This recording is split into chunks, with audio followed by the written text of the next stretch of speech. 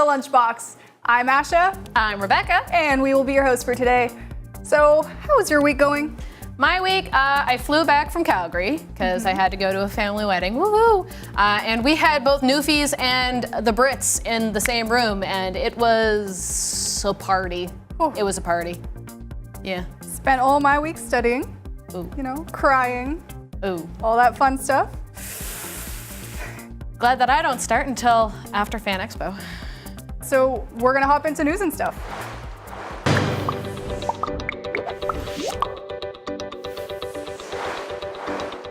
Kicking off with our news is going to be a little segment about the highly anticipated animated film, which is the Into the Spider-Verse, which is going to be really exciting. It looks like it's going to be a lot of fun.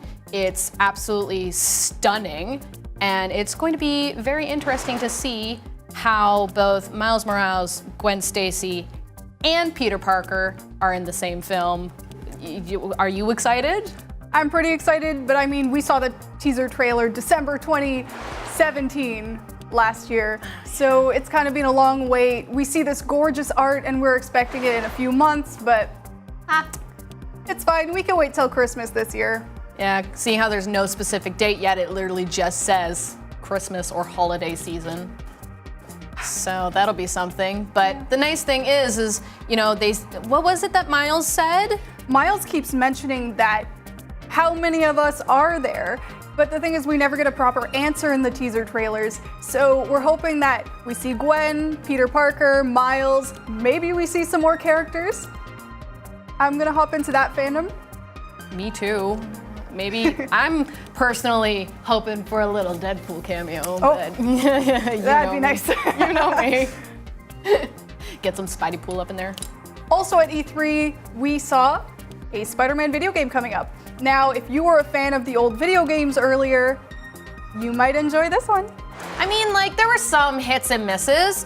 The PlayStation 2 ones were pretty good. I'm personally a fan of the GameCube ones, mostly because I absolutely lived, breathed, and died for that system. I still don't know why it didn't sell as much as it did.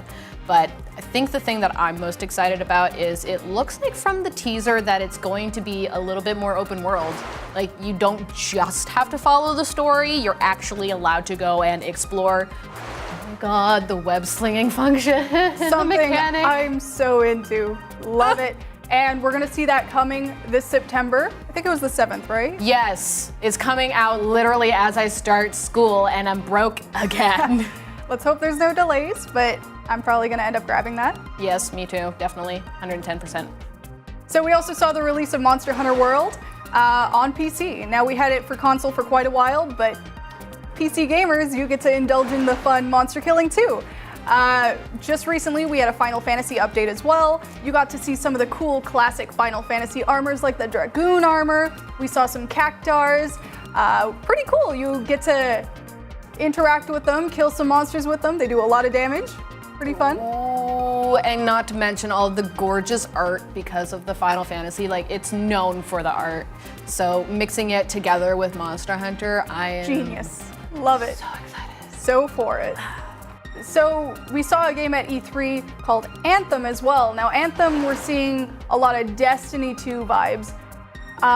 So you've got a lot of mechs, power suits, there's a lot of flying, which intrigues me a lot. Now, I've been a big fan of the Destiny series for quite a while. I get the whole, you know, extra purchasing DLCs and stuff, which is why I'm not so excited. It is by BioWare. I mean, BioWare has had a really good history in their video game segment, plus, not to mention, like, just the gorgeous design of these. At E3, we actually got to see some of Henchman Props, which is a local Toronto prop studio. They do huge things for large game companies, movies, things like that. And oh my God, the suits at E3 that they debuted were stunning. Breathtaking, and if you haven't seen it yet, I highly suggest you do. Inspiration. Please go check out their Instagram. It's yes. Mind-boggling. Love it. Just recently, we had a shooting star animation released by Blizzard. You know what that means. Another Overwatch short. Now we saw Diva and her mecha team. Can we talk about that mecha team? Can we just as a girl who is a nerd, I can appreciate a nerdy man. And man, this poor little fanboy. Oh, now I'm in love with Demon. I also really love Casino.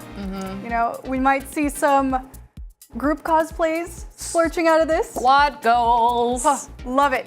Now, we didn't see too much about the team, which is something I'm a little disappointed about. It was mostly about Diva going into the fight by herself, you know, victory for Diva. What else can you expect? I wish I saw more of, you know, the squad, other the team. Maybe a hope for like maybe actually bringing them into the spotlight and maybe they become part of the champion list. But I mean, realistically speaking, the support roles are probably all that we're gonna get out of it. Yeah, it's something that would be super cool if we saw like an anime emerge out of this, because I can already feel so many people in love with these side characters, and it's like we want the whole mecha team. Us cosplayers are already dying inside. We're like, wait, more? More group cosplays? It's such an easy avenue to get cosplayers to, you know, promote the mecha team, all that stuff, because it's like they're gorgeous designs. The mechas are all different. Can we also talk about like free marketing? Exactly. That's the big thing. Yeah. Yeah. We also saw a quick thing for Overwatch. We had a Tracer and Genji skin released. Now, here's the thing. You gotta pay real money for them. And a lot of people are a bit disappointed about that.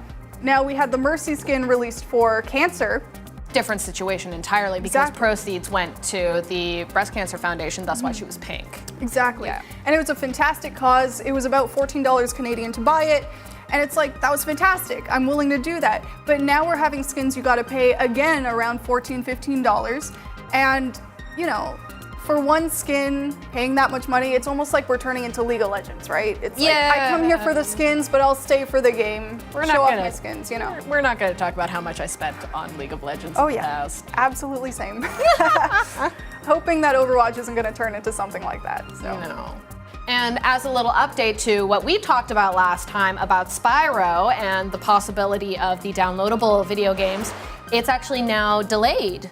Till when? November? Yep, November. Yeah, November. So we're gonna have to wait a little longer till we get to play with our little purple dragon. No, but upside though is now we don't have to go and download, right? Like straight up, it's just on the disc. They listened to what everyone was saying.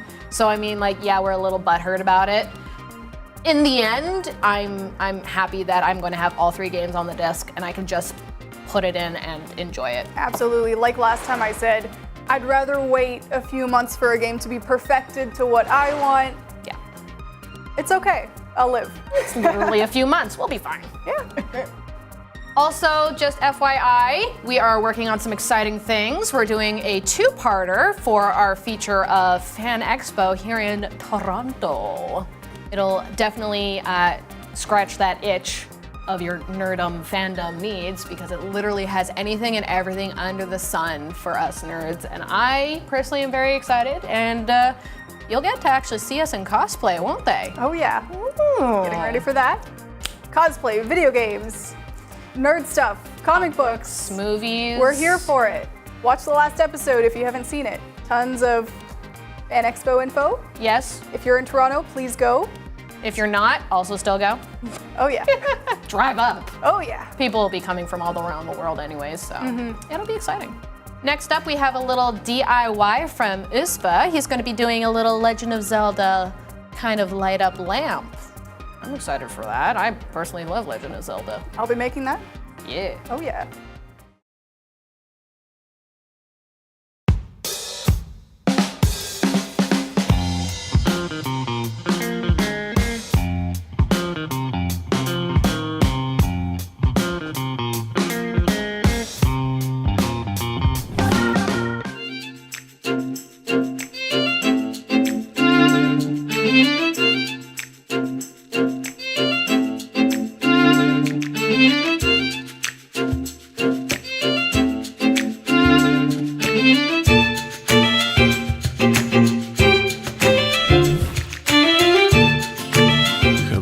Welcome to DIY Room. Today we're gonna build a Zelda nightstand light. For that we're gonna use a thick base of plexiglass. I went online and found Dryforce template and printed it out. Then align it properly on the plexiglass. Make some markings with a Sharpie so you can erase them easily.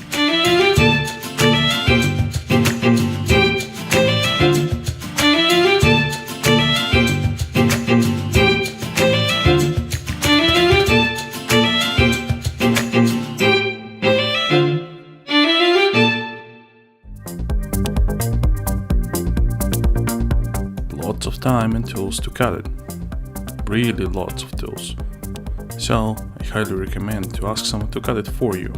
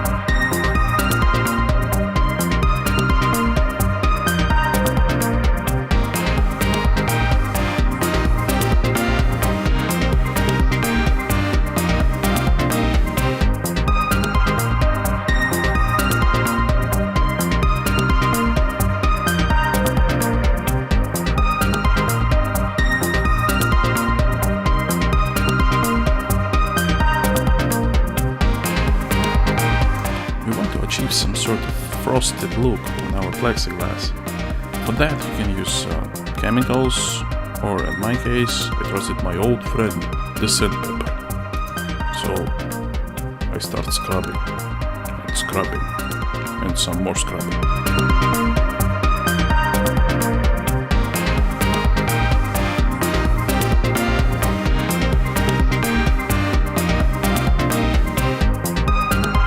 Once they're done, do a quick check.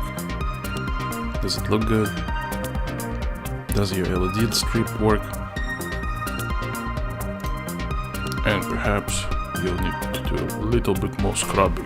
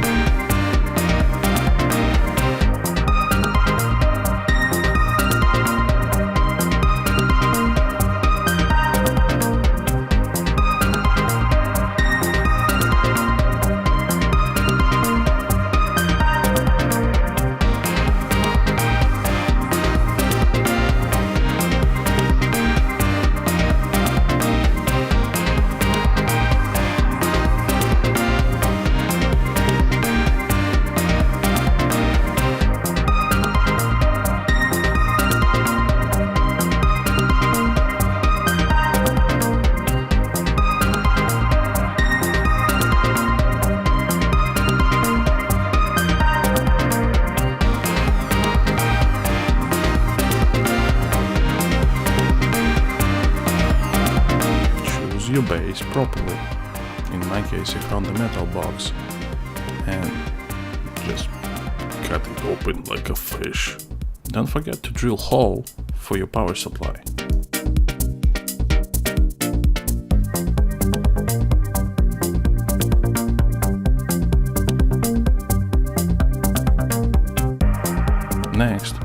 plexiglass on top of your base and secure it with lots and lots and lots of hot glue.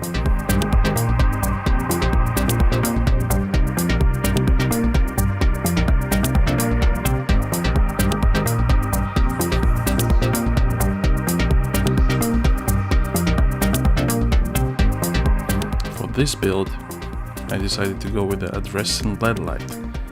Using these LED strips allows me to control each light individually.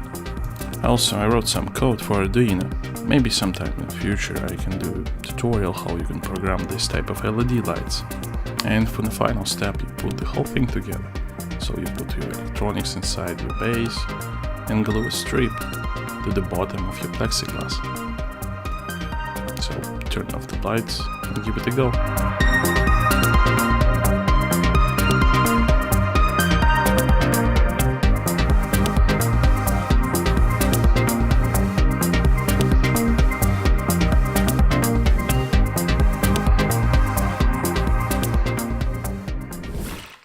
So us cosplayers will be talking about cosplay things. We have a new segment called Cosplay Confidential, and I would love if you guys joined us for that. Stay tuned!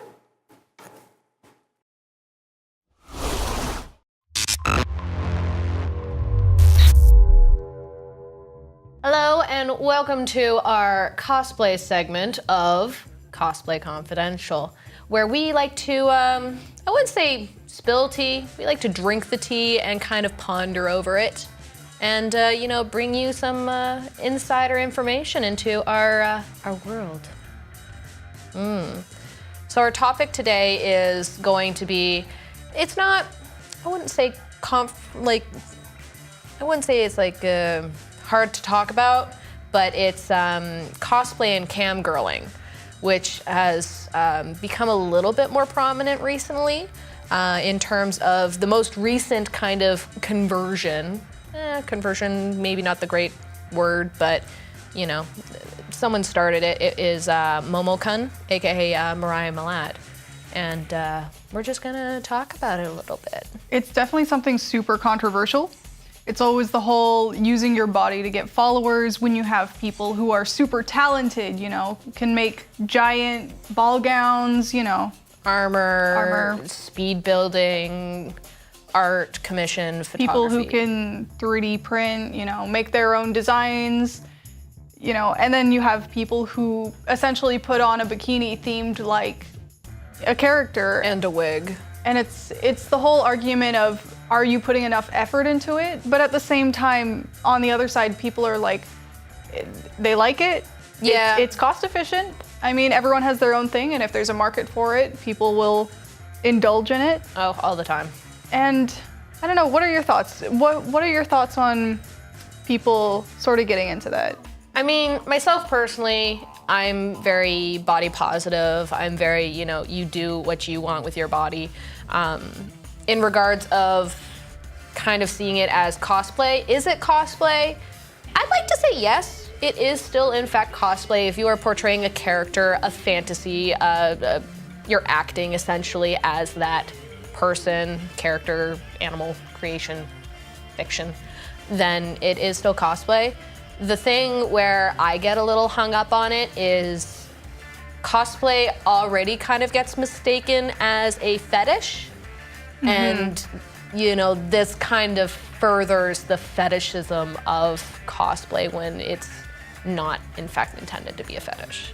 Because we have all these normal people who don't really indulge in the nerd community, but the thing is a lot of them still enjoy, you know, cosplayers, because it is a very talent-based, you know, hobby. Mm-hmm. And when you get into that, people look at more sexualized people in costumes, then it's kind of like, say someone has a daughter who is into cosplay, then it's like, is she doing that? Do I want my child to be influenced? Exactly. And, things like that. But it's really like you're selling a fantasy. You're selling, like, essentially people have desires. People have needs. Like, I'm gonna tell you straight up, like, I wanted to marry Inuyasha as a kid.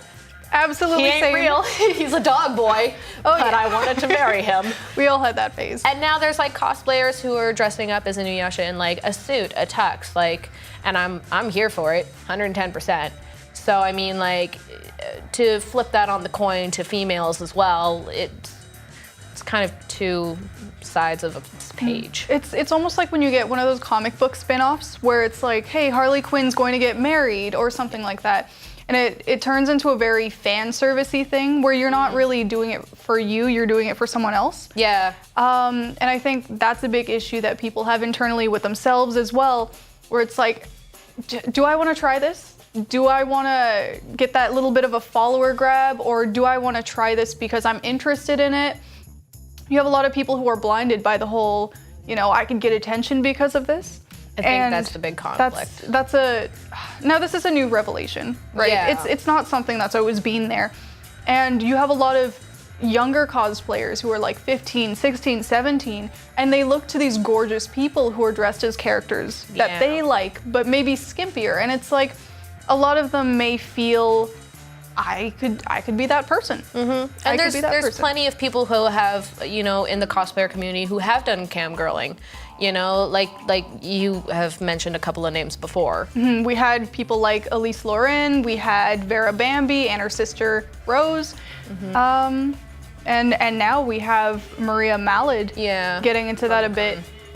Yeah, and I mean, like, it's not a bad thing, in all truth. My whole take on it is, as long as you're not, like, going out and hurting someone, like, physically, like, or mentally, verbally, as long as you yourself are not causing someone harm, you do you, and I'll do me, and that's how it goes. Of course, things like this aren't for everyone. No. So it takes a very specific kind of person to be able to do things like this. Yeah. Because, not everyone's super conservative, but at the same time, there's a lot of people who are conservative. Exactly. So, if there's a market people like, they'll indulge in it. If not, they won't. But I mean, if people enjoy capitalizing on their body, that's fine. And I mean, realistically, as we all know, like, sex sells. It always has been, always will. But in the case of cosplay, I feel like it's a subsection, like it's a subgenre. Kind of like how there's sewing, there's crafting, there's armor, there's now 3D printing thanks to technology. That's a whole new segment of cosplay that's opening doors for people. Makeup, hair, wig styling. God, I envy people who can style wigs properly. Oh yeah. And now, like, this kind of stuff. So again, like, I'm kind of conflicted about the fetishism because, sometimes you have experiences with people, like you said, with the normal people who just don't know and don't understand, and they're going to come up to you and they might touch you. Mm-hmm. Right? That's what I'm worried about. Mm-hmm. That's that whole cosplay's not consent. Yes. Big thing. And there's a lot of people who wear very skimpy things to conventions as well out in the public. But that's also the character. Exactly. Right? Like Street Fighter. There's plenty of characters on Street Fighter that are women or posed as women, and they wear revealing outfits. And that's where I find myself kind of conflicted. Yeah. Because there's one thing when it's online, but there's another thing when it's in a very public setting where we have kids and stuff. While I think some Street Fighter characters, they're a little skimpier, they're still pretty, they're still great, and cosplayers who do them, more power to them, that's amazing. But at the same time, I don't know how I would feel about my little sister seeing something like that. Yeah, that's another good point. I mean, like, you have to think about your environment. Like, there are conventions like Colossal Con and Yeti Con, which is up and coming, which are essentially like party kind of swimsuit conventions. So it's a little bit more acceptable to be like a character in a swimsuit. Like, definitely. I did a Hinata Hyuga bikini kind of swimsuit because there's pools everywhere. If I wasn't at a pool, I was probably, in the hotel dealer's room or outside catching some sun rays while drinking Starbucks. Exactly, right costume, right convention. Exactly. So that's another thing that could, imply to the fetishism, which, not too bad. Yeah. Thank you very much for joining us on this segment of Cosplay Confidential, and we'll see you next time when we decide to sip some more tea. Oh yeah. Don't forget to tell us what you think. Please comment, let us know. We want to hear your opinion too. Thanks. Well, thanks so much for catching us at the Lunchbox. I'm Asha. I'm Rebecca. Go and check out my cosplays at Quirky Owl Cosplay. And Rente Cosplay for me. We had a fantastic day, fantastic episode. I'm so excited for Fan Expo, so please stay tuned for the following episodes when we go and show you some of that. And definitely make sure to check out the Lunchbox TV on Instagram, YouTube. Now, we want to know if you have any comments, questions about anything we had in this episode, future episodes, past episodes, let us know in the comments of our YouTube channel. We'd love to hear from you. Oh, and also, let us know what conventions you're looking forward to. Seeing how we're looking forward to Fan Expo, I want to hear what you got to say. Oh, yeah. All right. Thank you very much, you guys. We'll see you guys in the next episode.